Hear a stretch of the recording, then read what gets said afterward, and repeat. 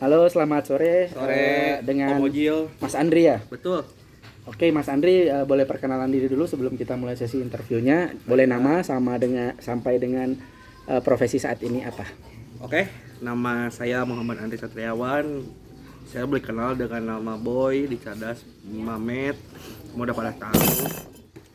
Saya sekarang ini berprofesi sebagai seorang makelar mobil dan seorang juga klaim inspektor. Di klaim inspektor ini job desk saya itu melihat hasil inspeksi dan juga melihat inspeksi yang lain dari mobil teman-teman saya maupun dari yang asuransi. Oke. Boleh tanya sedikit di klaim inspektor ini di perusahaannya di apa? Saya di BCA Insurance. Oh, berarti asuransi kendaraan juga ya? Iya, klaim. Oke. Pertanyaan berikutnya. Uh, Ngomongin inspeksi ya, berarti di asuransi kendaraan pasti ada proses inspeksi ya untuk Betul. menentukan klaimnya bagian apa saja. Betul. Berarti dibutuhkan kemampuan menginspeksi kendaraan ya. Betul sekali. Nah, kalau boleh tahu nih, kira-kira latar belakang yang dibutuhkan nih untuk menjadi seorang inspektor, baik itu klaim inspektor atau apa orang yang melakukan inspeksi pada kendaraan, itu Harusnya kira-kira sih, minimal apa? Kalau untuk pendidikan sendiri kita nggak ada ya sebenarnya. Kalau ingin tahu lebih dalam itu harus masuk jurusan SMK otomotif dulu untuk pendidikan dasarnya. Minimal berarti ya. Minimal dan ada tingkat-tingkat selanjutnya. Tapi saya sendiri belajar otodidak yang berasal dari leasing. Jadi leasing juga kan karena kita pembiayaan suatu kendaraan itu adalah yang kita biayakan dan dia masih dipakai pemiliknya. Kita harus pastikan mobil tersebut layak. Kita dikasih pinjaman dengan harga segitu dari harga mobilnya dan UTR-nya juga sih. Itu saya belajar dari situ. Oke. Ngomongin leasing nih, berarti leasing itu bukan hanya untuk mobil baru ya, unit-unit yang second juga ada bisa proses leasing. Ya, tentu saja unit baru udah pasti, unit second itu sekarang udah merambah ke sana. Oke, berarti balik lagi ya, minimal sih idealnya lulusan SMK otomotif ya, biar lebih bisa menguasai basic ya. Iya, minimal dapat basic dulu lah. Cuma berarti kalaupun lulusan SMA nggak masalah ya? Nggak masalah, saya juga sebenarnya bukan dari otomotif, justru saya komputer dan jaringan, Mas. SMK juga tapi komputer dan jaringan. Iya, cuman kan karena saya mungkin ditakdirin sama yang di atas untuk jadi sales. Ya saya ternyata harus belajar, saya masuk sales otomotif juga ya, otomatis saya harus belajar menentukan apakah barang mobil tersebut layak dibiayai atau layak kita beli. Ngomongin ini berarti basic dulu, gimana cara Mas Andri dulu memenuhi kebutuhan kemampuan dasar itu, apakah kursus kah atau mungkin lewat training yang diadakan oleh perusahaan? Kan nggak mungkin langsung diterjunkan, kan belum ada pengetahuan tentang otomotif pada awalnya kan pasti. Pertama sih training basic dulu dari perusahaan, apa aja prosedur yang dari perusahaan, bagian pengecekan apa yang harus dicek secara signifikan. Oke. Yang kedua itu yang jelas belajar sama yang berpengalaman. Oke. Sebenarnya pengalaman itu yang terpenting itu dari orang yang lebih berpengalaman. Di situ kita dapat ilmu lebih dan tahu bagaimana ilmu lapangan. Oke. Kalau ngomongin pengalaman nih boleh saya konfirmasi ulang ya. Berarti dulu pada awalnya karena merasa bukan dari lulusan SMK otomotif, maka pengalamannya cari pekerjaan yang di industri otomotif itu di awal-awal sebagai di CMO. ini ya. CMO. Ya. Di perusahaan asuransi. Di leasing. Di leasing dulu ya berarti ya. Leasing dulu dan itu memang harus punya pengetahuan basic di bidang otomotif ya. Betul. Baru kemudian pindah ke ke asuransi. Oke. Begitu. Tadi juga sempat mention tentang pernah juga sebagai sales ya di di industri mobil. Itu mobil yang baru atau mobil bekas? Kalau salah CMO itu kita mencari konsumen yang ingin bahasa ininya menyekolahin BPKB mobilnya. Gadai ya? Gadai ya, lebih tepatnya digadaikan. Itu dicek juga itu mobilnya layak atau enggak untuk di ini ya? Tentu saja, kenapa harus dicek? Kita itu ngasih uang konsumen itu, kita hitungannya ngasih uangnya itu bukan dari untuk kepercayaan bayar atau tidak juga. Dikala orang tersebut tidak bisa bayar, fasilitas mobil yang kita agunkan yang diagunkan ke kita itu harus bagus biar kalau ada apa-apa kita tidak terlalu rugi. Oke, berarti tetap ya prosedur pengecekan administrasi dan lain-lain dicek juga ya. Dicek lagi ya seperti BPKB, STNK. Oke, salah satu nih mungkin dari sepanjang pengalaman Mas Andri, baik sebagai claim inspektor atau misalnya sebagai orang yang appraiser ya mungkin istilahnya yang Ya, menentukan appraisal. bakal dikasih berapa tuh anggunannya misalnya ya. Iya betul. Laporan hasil pengecekan unit itu biasanya dulu Mas Andri memberikan ke siapa? Ke atasan kah atau langsung ke konsumen atau kemana? Untuk laporan sendiri udah jelas-jelas saya pasti ngasih ke atasan atau ke CA aja, kredit analis waktu di CMO. Oke. Ke kredit analis agar harga OTR-nya tepat dengan si mobil tersebut, barang jaminannya gitu.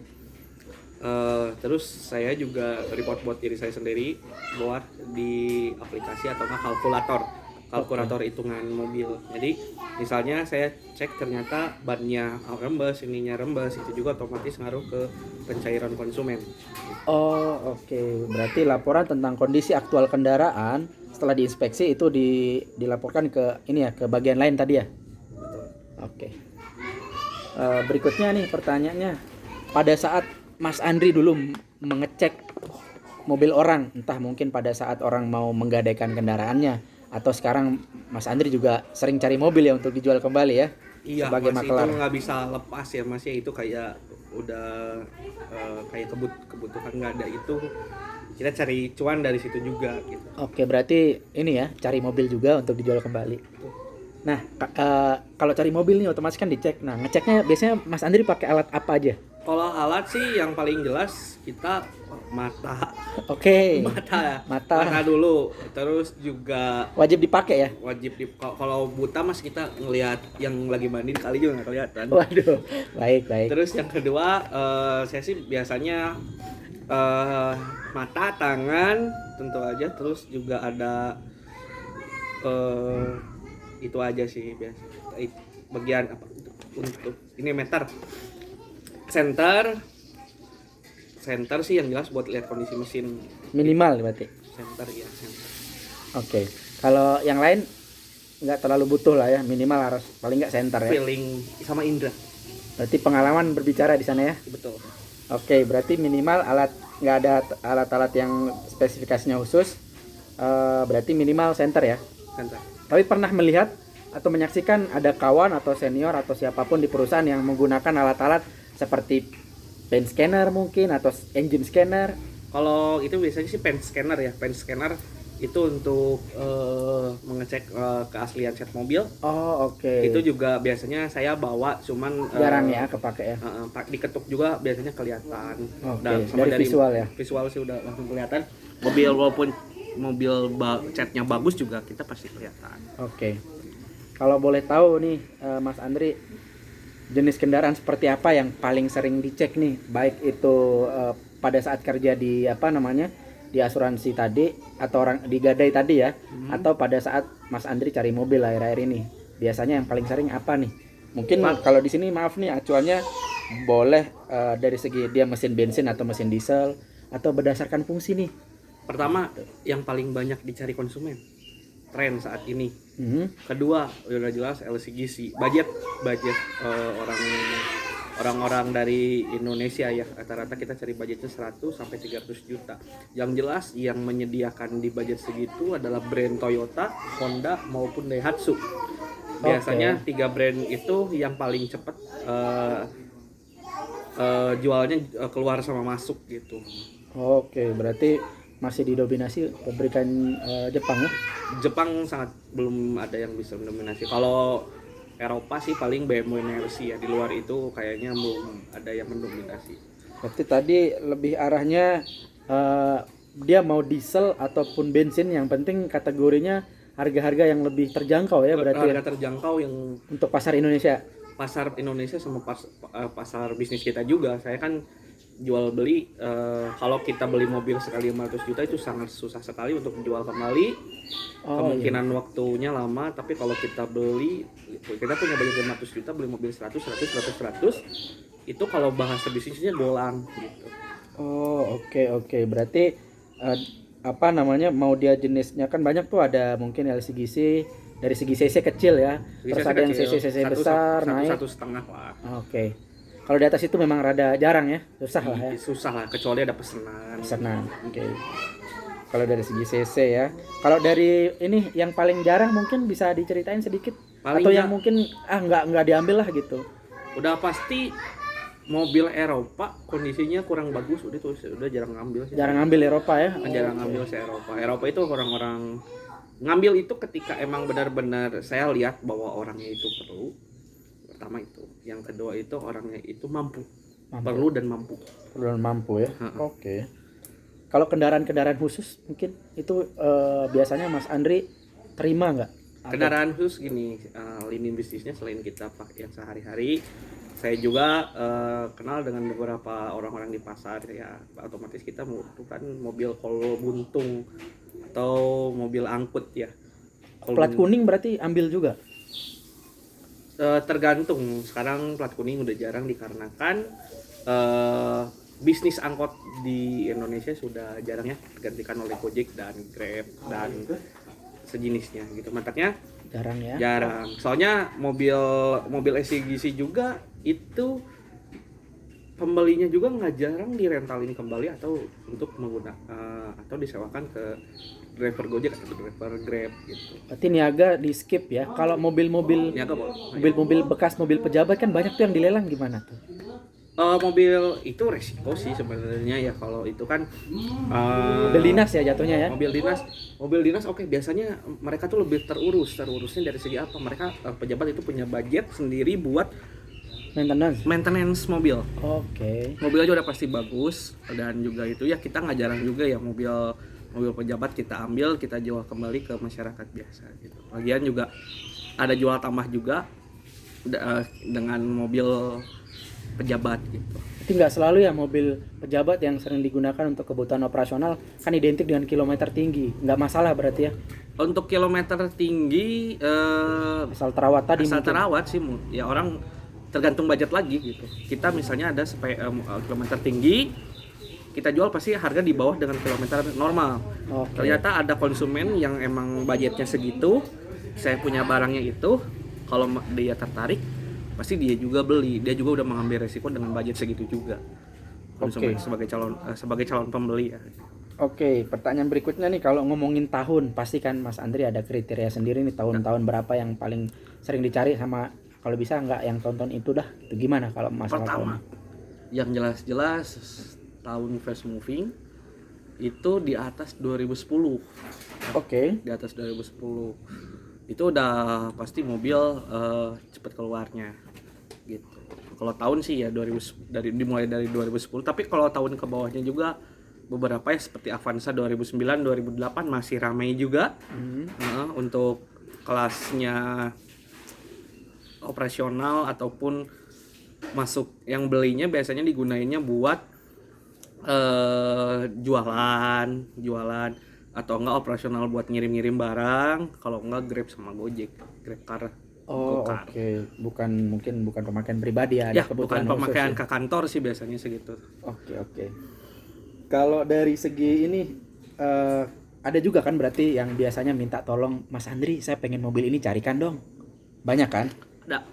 Nah itu biasanya orang-orang tersebut nih minta kriteria khusus kan biasanya. Itu biasanya kriterianya apa aja? Misalnya harus pajaknya panjang, atau mungkin tangan keberapa, atau mungkin ada kriteria lain yang biasanya Mas Andri dapat request gitu.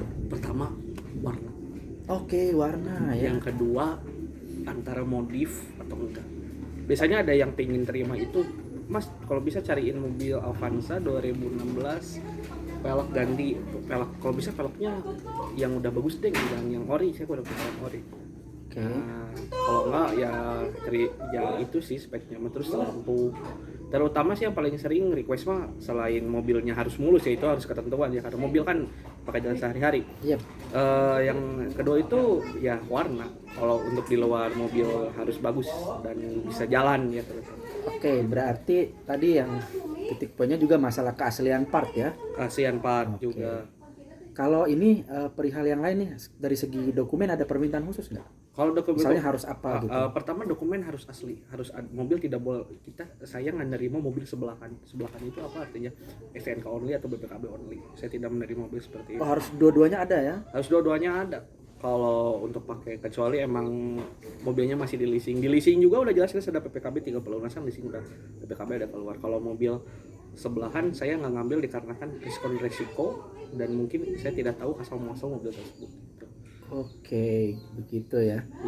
Kalau yang lain nggak terlalu ini agak jarang ya kriterianya, cuma yang disebutkan tadi aja yang paling banyak ya. Iya, paling banyak. Oke. Berikutnya nih tadi nyinggung masalah warna. Nah, paling banyak nih apa namanya yang Mas Andri cari itu atau cek warna apa?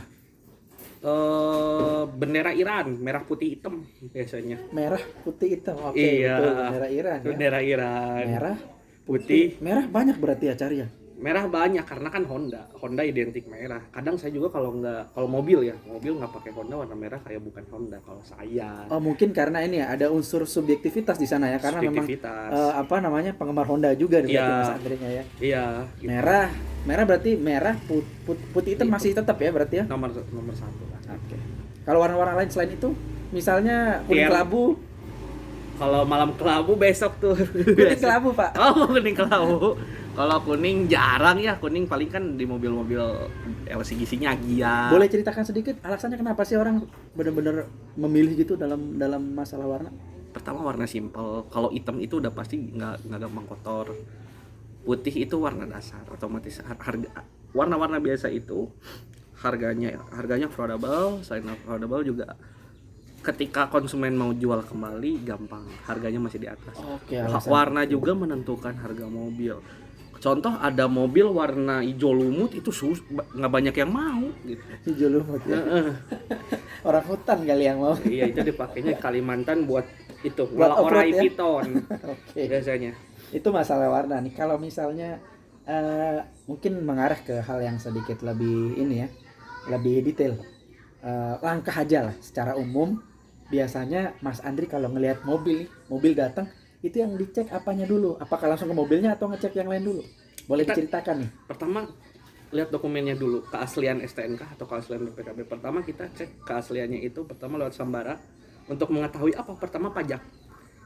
Oke. Nah, pajak bisa aja kan di platnya mah pajaknya ditulis 27 padahal pas di sana udah mati pajak. Oh, banyak yang beda ya berarti ya? Iya, biasalah manusia, Mas. Oke. Terus berarti tipsnya kita harus ngikutin yang mana baiknya? Yang Sambara karena online dia kan by system otomatis karena sistem jarang salah ya. Kalau Purwakarta tadi ya pakai Sambara juga ya karena Jawa Barat. Ya? Karena Jawa Barat. Oke.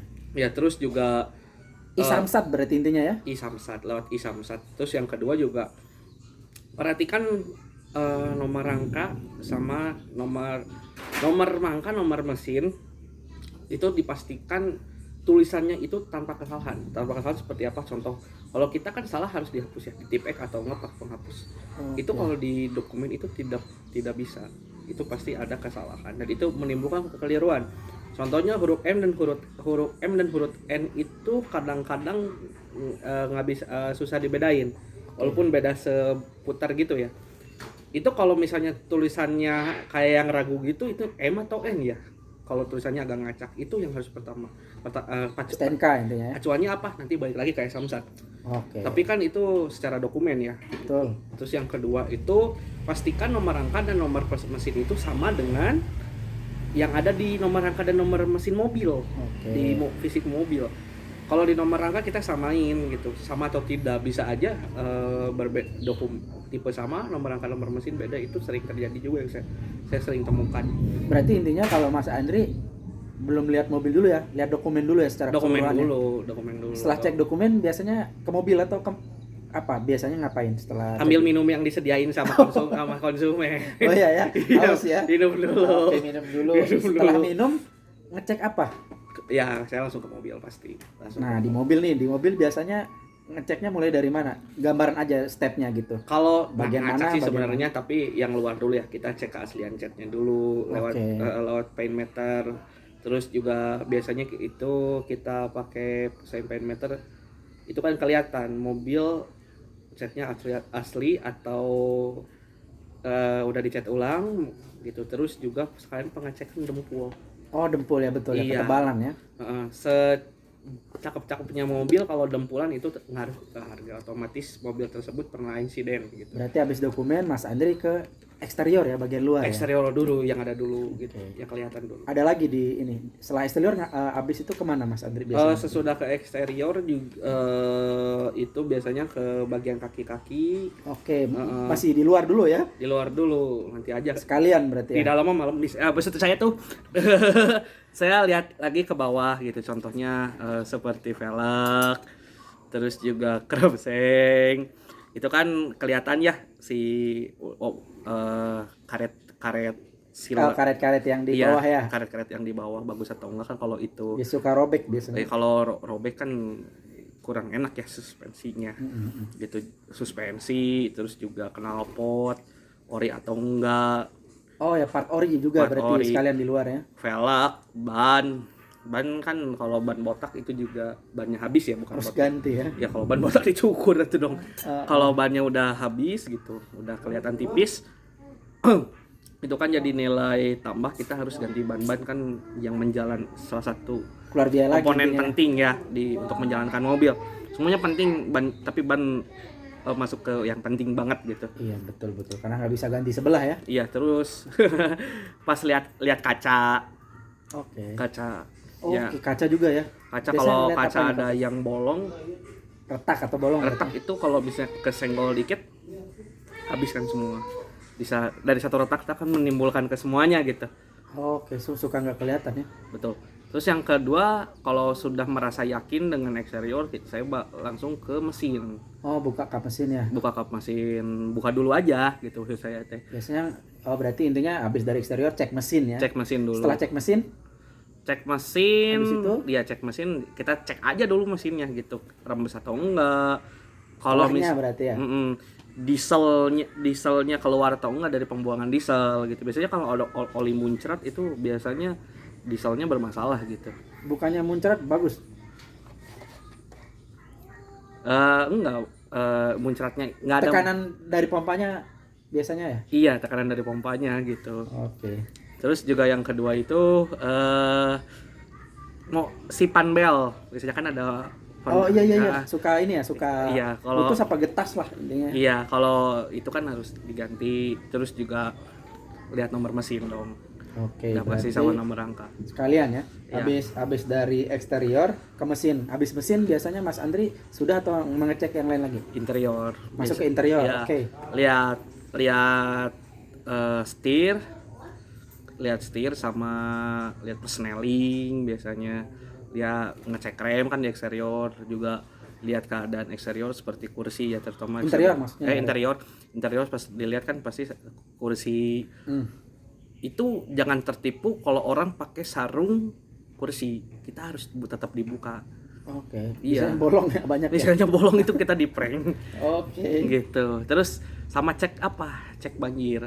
Oh, sekalian ya di Iya, cek bekas banjir. Ya. cek bekas banjir. Kita pasti lihat di bawah kursi pengemudi ada karat atau enggak. Oh, karat ya indikator Karat, salah satunya iya. untuk banjir ya.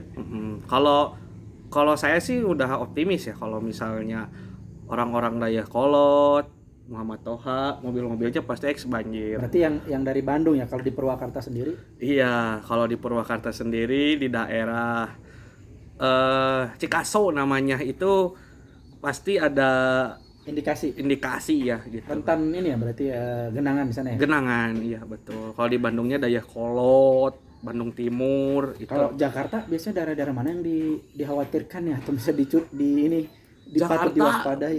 Apa semua gitu? Jakarta Timur ya kayaknya. Kalau Jakarta, kalau di komplek elit mungkin jarang ya, mungkin. Tapi mobil itu adalah kaki kita ya. Salah satunya adalah kaki kita menuju ke kantor. Ya pasti otomatis kehujanan. Di jalan kan hukumnya ada dua. Kalau nggak ditabrak ya kita nabrak gitu. Ya, jadi wajar-wajar aja sih. Ya pasti mereka udah tahu value mobilnya bakal berkurang. Itu kan resiko beli kendaraan juga. Betul. Berarti kalau di interior udah lumayan banyak ya sampai bekas banjir. Ada lagi yang dicek-cek di interior? odometer, Oke, berarti AC. AC ya, Iya. odometer, AC. Mm-mm. Oke. Kalau AC sih yang harus dingin ya. Kalau Hmm. misalnya fungsinya AC itu kan untuk mendinginkan ruangan. Terus cek juga di area speedometer. Selain odometer ada itu enggak airbag nyala. Kan itu Oh, indikator ya di ini ini ya di apa airbag namanya? nyala. Di instrumennya. Mm-mm.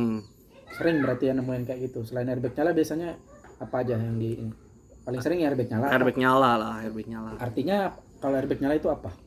Kalau airbag nyala artinya itu biasanya mobil udah pernah ketabrak, airbagnya keluar. Meskipun di depannya udah nggak kelihatan ya. Ya ada aja sih itu indikasi. Biasanya ada emang harus ke bengkel untuk dihilangin lagi. Kalau nggak Ini emang nyalanya gangguan, ya berarti ya. kalau nggak emang gangguan dari Kelistrikan gitu. iya kelistrikan gitu. Suka ada misalnya Berarti ada juga kasus yang airbag nyala tapi bukan bekas tabrak ya. ada Oh, ada oke. biasanya. Itu saya pastikannya dulu, lihat dulu kok panelnya ini Pak. Saya rekomendasinya biasanya saya suruh bawa ke bengkel resmi buat dibenerin. Oke, berarti di interior cukup banyak yang dicek. Ada lagi nggak yang dicek di interior? Kalau saya sih ya ini ya persneling biar Oh, transmisi ya. transmisi gitu, transmisi Fungsinya kalau matic kan harus jeduk atau jangan sampai jeduk delay. jangan sampai jeduk delay. Terus kalau itu enak nggak mindahin gigi 1 2 3 P 1 2 Oke, 3 buat gitu, yang manual ya. smooth atau enggak gitu. Kalau biasanya di interior kan sering ada part-part yang ini kayak audio atau head unit diganti, itu masalah nggak sih? Itu plus minus. Kalau saya kan untuk user to user lagi. Tapi untuk kemampuan inspeksi sendiri kita harus tahu berarti ya ori apa enggak ininya head unitnya gitu misalnya. Iya, head unit harus ori tahu. Enggak, kalau nggak salah ada beberapa ya. Kalau Toyota tuh biasanya apa sih namanya itu? Orinya Toyota, orinya Honda, Kenwood ya kalau nggak salah. Oh Honda. iya, ada beberapa merek kerjasama biasanya. Honda Iya, GVC. iya. Ya, oh oke, berarti emang itu masalah jam terbang atau memang bisa cari tahu sebenarnya? Googling ya berarti ya. Googling. Biasanya ada fotonya ya. Ada fotonya, kalau enggak ya pas lihat udah inspek 5 bri udah tahu lah apa. Oh Itunya. oke, itu di interior berarti sekalian cek fungsinya ya, audionya, Iya, nyala atau enggak audionya gitu. tombol-tombolnya gitu. Ya. Tombol ya. Oke, kalau misalnya ini gimana sih Mas Andri menilai lebih detail tentang mobil bekas tabrak itu? Gimana nih cara Mas Andri tahu kalau mobil itu bekas tabrak? Ngeceknya gimana? Silent mobil. Jadi ya silent mobil pabrik sama silent mobil. Misalnya udah ketabrak kan bisa di repair ya. Otomatis ditabrak pasti dia udah insiden di repair. Kalau misalnya kita bekas tabrak itu seal bawaan mobil itu dari pabrik itu nggak akan ada yang sama. Nah, walaupun diganti, kita cek benar atau enggaknya itu kan kita pencet dulu tuh si karet sealannya. Kalau bawaan pabrik sama bawaan bengkel bekas repair beda. Ke satu gitu. Itu yang apa ya? Tahap pertama. Tahap kedua yaitu udah jelas tulang atau rangka. Rangkanya kalau misalnya ada yang kedorong, itu udah jelas-jelas bekas tabrak dan repair tidak betul. Terus sama juga penyangga radiator.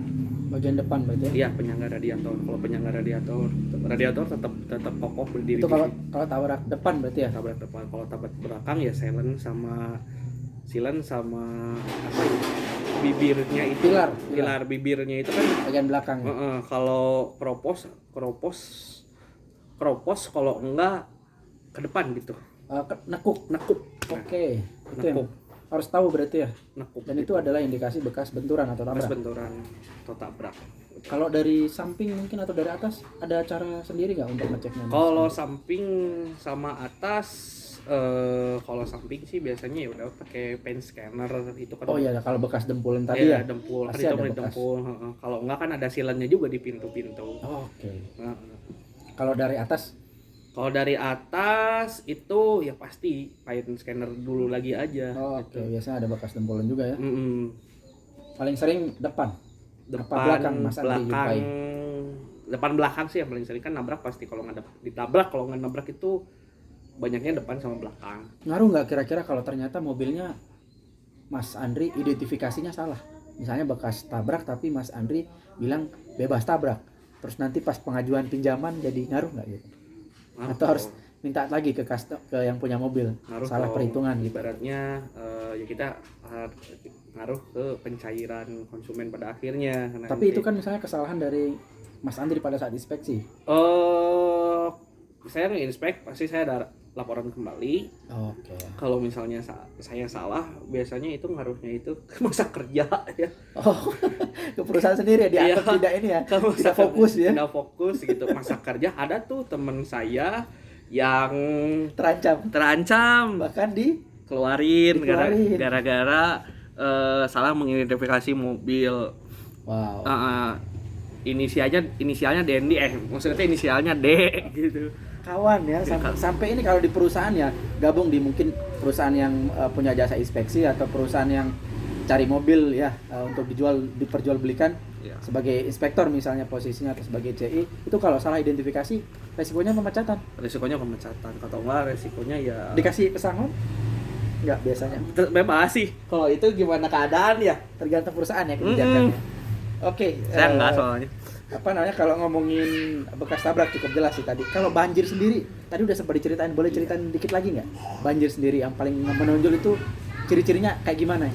Kaki-kaki, kerapseng ya namanya itu. Crankshaft. Saya suka terbalik, Mas. Itu biasanya sobek nggak di karetnya. Kalau enggak ada, Karena kelamaan kerendam atau gimana itu biasanya? ya kan di banjir itu nggak mungkin dong, di jalan banjir nggak ada yang namanya batu Oke, gitu. benar-benar. Nah, Intinya terus- bagian bawah ada ini ya. Iya, terus juga kan si bagian bawahnya itu karat ya, apanya ya disebutnya tuh? Oh, karat ya, karena kena air tadi ya. Karena lantai mobil karat gitu. Oke. Yang lain Itu dulu sih biasanya. tadi sempat nyeritain juga di interior tadi ya. Kalau di interior ciri-cirinya ada karat di bawah jok ya, Bawah jok sama di supir. kolong pedal ya. Kolong pedal, ya itu kelihatan banget kalau di kolong pedal kan dibukain karpetnya. Berarti nggak selalu hanya dari dalam ya ngecek bekas banjir, dari Dari luar tadi juga harus bisa. kelihatan. Mm-mm. Oke, kalau bekas banjir, kalau apa namanya eksterior tadi udah diceritain ya, ngecek bekas cat ulang, bekas dempul, termasuk baret dan penyok juga ya kalau di luar. Kalau interior tadi udah diceritain, fungsi tombol sendiri sama kelistrikan lebih ke dicoba aja, Dicoba fungsinya atau fungsinya enggak. atau aja ya. Mm.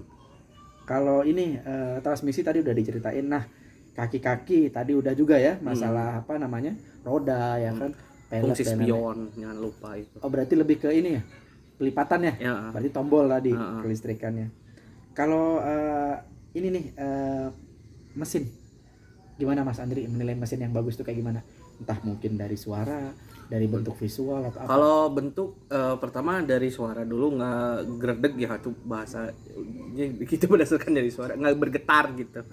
Kasar Kalau ibaratnya. kasar ibaratnya kan beda. Kalau yang mobil bawaan pabrik tuh smooth gitu, kedengarannya itu kayak enak aja gitu. Kalau itu kan kadang-kadang karena kita sering inspeksi mobil, tahu aja suara mobil bermasalah sama suara mobil nggak bermasalah. Dari suara aja. Dari suara aja udah kedengaran, dan kadang-kadang kita udah tahu juga di mana letak kesalahan.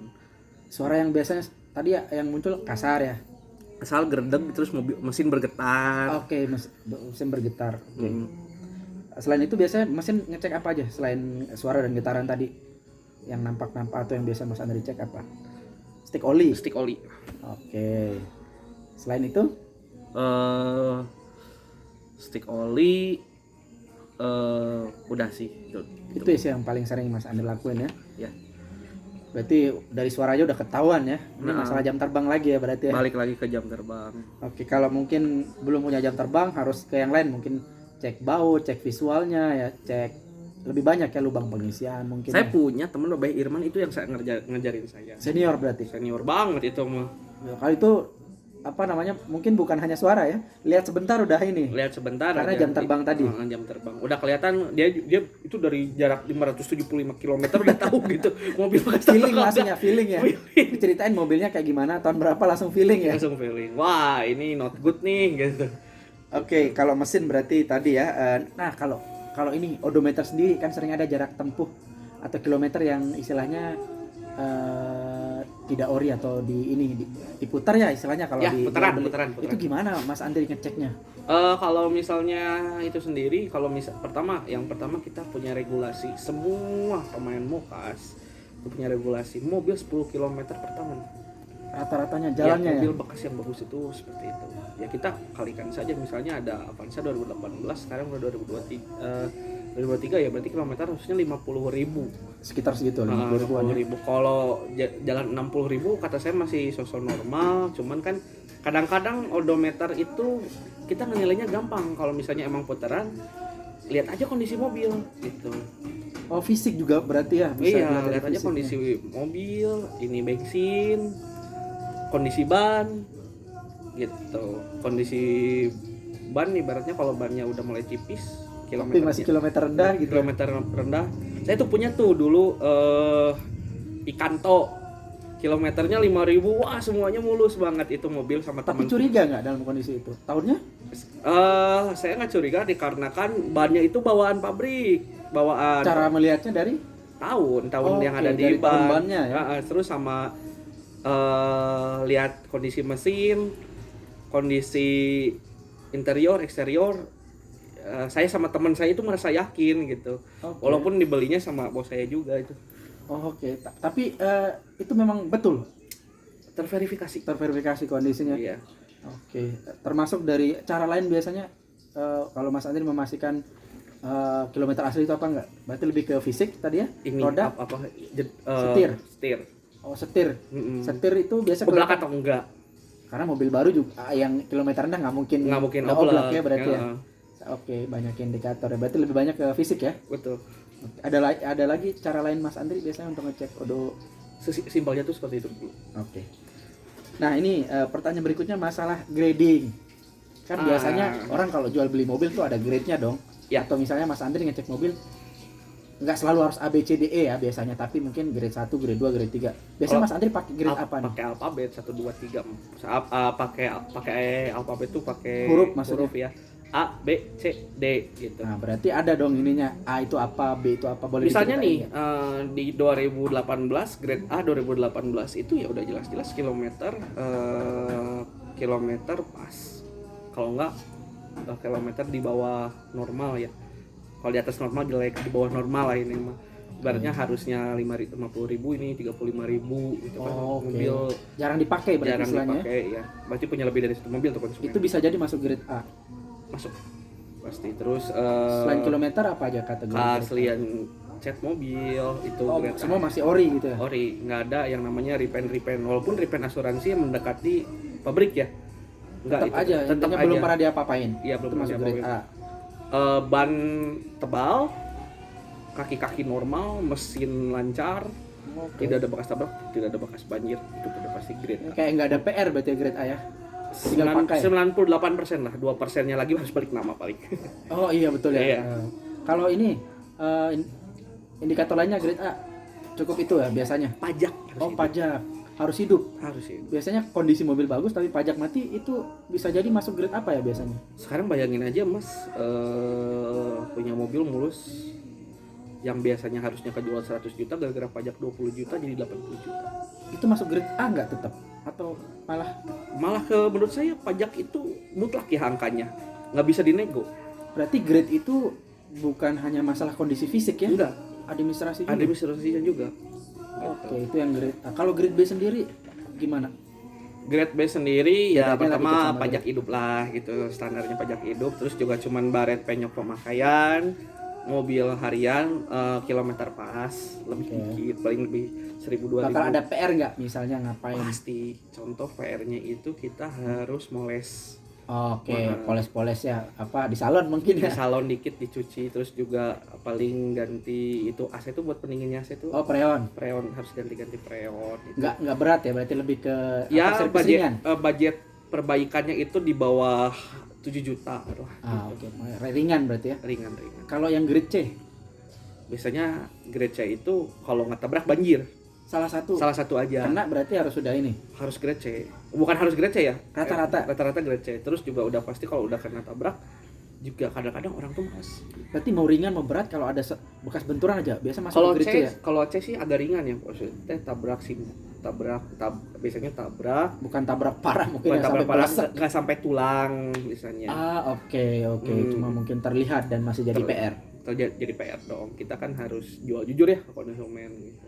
Berarti kalau salah satu aja entah banjir atau tabrak masuk grade C. Betul. Kalau dari segi pajak atau yang lain tadi biasanya atau jarak Pajak tempuhnya terlewat grade C, setahun biasanya sih. berarti di grade C itu lebih banyak ke damage ya. Damage di damage. Masalah apa namanya? Jarak tempuh juga ngaruh nggak Mas? Iya, odometer udah pasti grade C itu lebihnya 10.000, Tinggi berarti ya 10 hitungannya. atau 20.000. Sedikit lebih. Sedikit lebih. Ya kita juga kan grade C itu odometernya udah pasti tinggi dikarenakan mobil itu biasanya mobil operasional kantor. Sering dipakai lah intinya. Ya, mobil petualangan lah itu. Oke, kalau grade D sendiri gimana? Kalau Mobil Mas yang Andri? udah mah tabrak, udah mah banjir, udah mah kilometer tinggi, pajak mati, terus juga rekstir kurang enak, transmisi jeduk delay saya juga termasuk jeduk delay ya harusnya.